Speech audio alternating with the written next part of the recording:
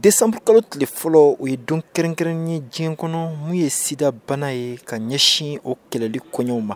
O la sa Mali kɔnɔ bi a don a ɲɛnamayara cakɛda min n'o tɔgɔ ko Haut Conseil national de lutte contre le sida ni o kɔni ka baara ɲɛsinnen no sida bana ale kɛlɛli ma. O cakɛda o ɲamaba Dr Mumuni Kone ale yɛrɛ a b'a da don bana in a bɛ lahala jumɛnna Mali kɔnɔ bi a bɛ o fɔ an ye. Waati dɔ kɛra mɔgɔw kun ɲinɛna kɔ ka d'a kan kɛlɛ b'an ka jamana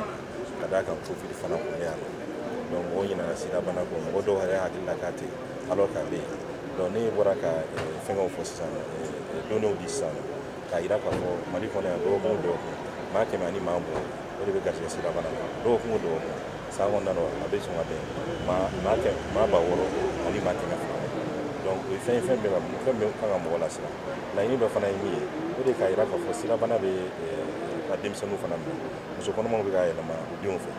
muso si ka laɲini tɛ k'a fɔ ko i ka den sɔrɔ den min man kɛnɛ donc an ka musow hakili lajigin k'a fɔ sida bana bɛ yen u ka joli sɛgɛsɛgɛ k'u ka kɔnɔmayaw kɔnɔna na yaasa an bɛ se k'u dɛmɛ cogo min na sida bana u bɛ se ka den sɔrɔ cogo min na den min banakisɛ t'a la. Mariam Touré n'ale ye maa minnu n'u garisɛgɛ kɛra sida bana ye u ka kulu o ɲama ye ale kɔni y'a yira k'a fɔ ko an bɛ don min na ko bi hali n'a y'a sɔrɔ sida bana ko a ɲɛfɔra ka faamuyali sɔrɔ a la gɛlɛya dɔw halisa a bɛ olu kan. Mariam Touré n'i ye furakɛli yɛrɛ ta k'a lajɛ wari min bɛ don furakɛli la musaka min bɛ don furakɛli la a fanba ye financement extérieur de ye Fonds mondial ni partenaire wɛrɛ donc ni état min impliqué don min ni olu taara prise en charge a bɛna kɛ cogo di donc o ye problème damadɔw ye quoi. Ni décembre kalo bɛɛ lajɛlen kɛnyɛrɛye kulu dɔw na fara minisiriso ani cakɛda mun ɲɛsin do sida bana kɛlɛli ma ka se ka waleyaw kɛ cogo min na sida bana halisa ale bɛ se ka lakodɔn wa a bɛ se ka kɛlɛ o kuluw la ARCAT sida o bɛ o la o ɲamaba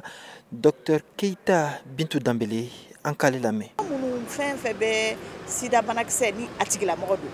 an b'u dɛmɛ k'u former walasa u yɛrɛ ka se ka taa dépistage kɛ au sein de leur communauté. O baara in ARCAT ka baara y'o de o communauté ninnu u bɛna dépistage daminɛ sini yɛrɛ kɛnɛya sugu bɛ yen u bɛ kɛ Sebekɔrɔ ni Kɛnɛbani kan an bɛɛ jɛlen an bɛ ɲɔgɔn sɔrɔ yen sini 10 heures a ka ja an bɛ se ka dépistage kɛ cogo min na organisation société civile yɛrɛ bɛ dépistage kɛ ni bana yera mɔgɔ o mɔgɔ la an b'a bila ka taa ministère de la santé ka service décentralisé la o de y'anw ka baara ye. Ni laɲini bɛ ni maa ninnu bɛɛ lajɛlen na bi o de ye k'a fɔ ko jamana ɲɛmaaw u ka musaka kɛrɛnkɛrɛnnen bɔ k'a ɲɛsin sida bana o kɛlɛli ma ko sabula an bɛ don min na ko bi musaka fɛn o fɛn bɛ ka don a bana kɛlɛli la o bɛ ka bɔ jamana wɛrɛw de kɔnɔna la i n'a fɔ l'Amérique jamana. Mohamed Daɲoko VOA Bambara tɔgɔ la ka bɔ Bamako.